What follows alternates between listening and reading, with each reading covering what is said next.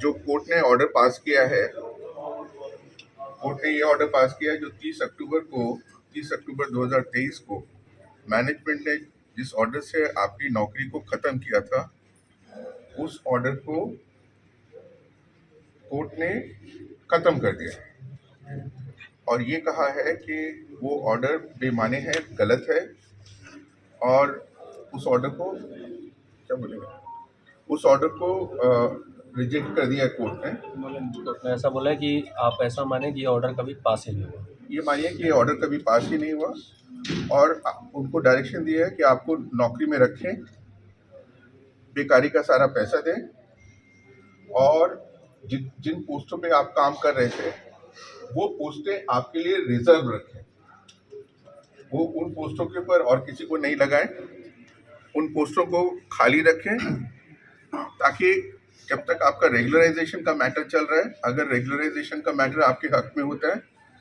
तो उन पोस्टों पे आपको पक्का किया जाए। ये जो ऑर्डर है, अब मैं आपको दोबारा से बता देता हूँ।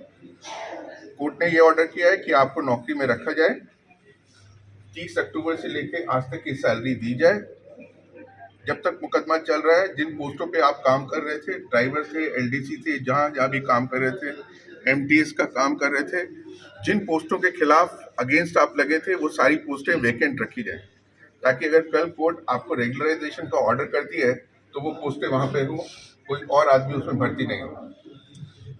मेरी जानकारी में ये बहुत अच्छा ऑर्डर आपके हक में हुआ है, 100% आपके हक में हो गया है, कोई 99% भी नहीं है। ठीक है, नौकरी में आपको रखा जाएगा, पीछे का जितना बेकारी का पैसा है वो आपको दिया जाएगा, आपको कॉन्टिन्यूस नौकरी में समझा जाएगा और जो भी अगर आपका रेगुलराइजेशन का केस, पक्के होने का केस अगर आपके हक में होता है तो जब से आप नौकरी में लगे हैं तब से आपको पक्का माना जाएगा और तब से पक्के और कच्चे की तनख्वाह में जो डिफरेंस है वो सारा एरियर भी आपको दिया जाएगा। ठीक है, तो इसलिए आप अच्छी तरीके से होली मनाइए जो, और अपने सब साथियों को बता दीजिए कि ये ऑर्डर हुआ है और ये सब आपके लिए अच्छा हो। ठीक है, अब आप आके मुझसे ऑफिस में मिलिएगा, इसको सबको आप बता दीजिए जहाँ जहाँ आपने बताना है कि आप केस जीत गए हैं नौकरी पे आने का।